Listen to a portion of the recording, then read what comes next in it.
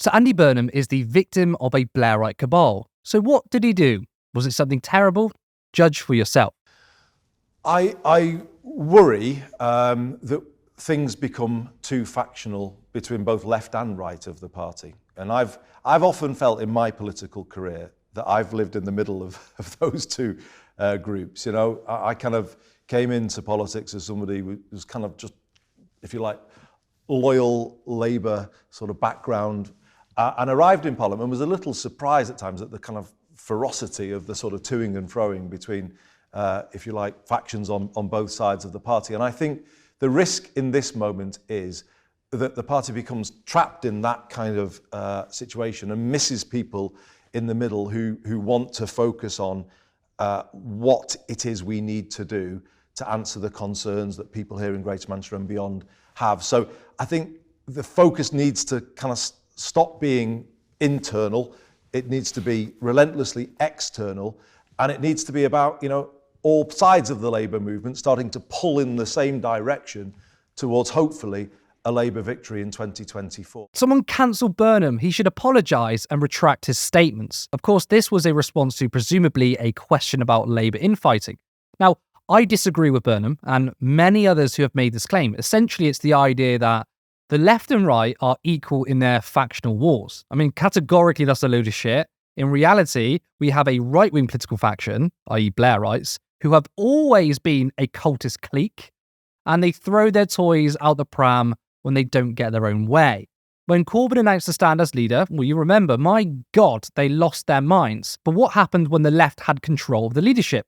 We had a chicken coup, Labour leaks, and every single day Corbyn was undermined by the right, briefing to the press, joining in on Tory attacks on him, shadowy figures such as Peter Mandelson, who literally said it was his job to undermine him every single day. That was when the left was in charge. Now the right are in charge. What are they doing? Mass expulsions, prescribing left-wing groups, candidate stitch-ups. They literally chucked out the former Labour leader. Did Corbyn's team do any of this? I mean, apparently there were one or two accusations of candidate stitch-ups, but even if that were true, in no way is it comparable. But Burnham, who I think has greatly improved as a politician, far better out of the Westminster bubble, is just being diplomatic. I mean, it's funny, he said nothing egregious. But even his incredibly milquetoast both-siding of the issue, he's being attacked. Stephen Sutherland said, "You're only in the middle because you've strategically placed yourself to hoover up broad church votes in a leadership election you thought was going to happen when Starmer inevitably lost in 2024. No one serious is fooled." We got another one. Unless Andy Burnham is prepared to say if he supports Starmer's decision to withdraw the Labour whip from Corbyn, he should just shut up. Until Andy picks a side on Corbynism drivel like this, it's simply attention-seeking with no values. That was written by the last Blairite, which is one of the most unhinged accounts on Twitter.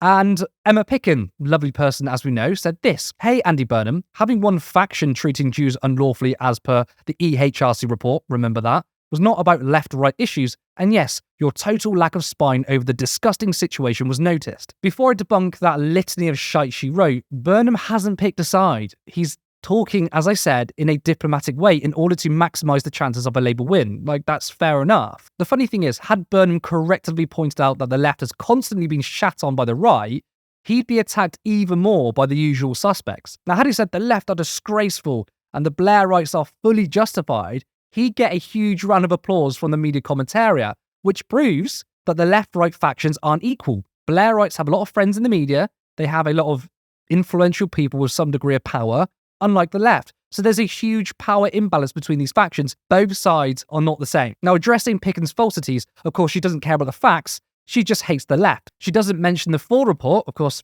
didn't expect anything else, which showed that anti-Semitism was weaponised. Now, I'm convinced that most people in the corporate media can't read, or they don't bother to read anything at all. I am so sure that most people who have an opinion on the EHRC haven't read it, rather they get their takes from other journos or the mainstream media.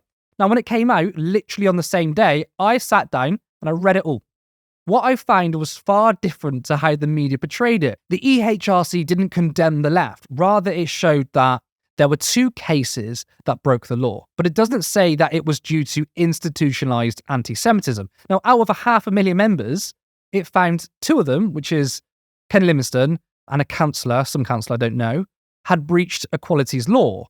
But that doesn't show that it was an entire faction that acted lawlessly. It also doesn't implicate Corbyn himself, despite the media losing their minds over it. We also know that the EHRC is a politically motivated Tory institution, one in which has literally downgraded transphobia. Trans people now don't have the same protections as others who face discrimination.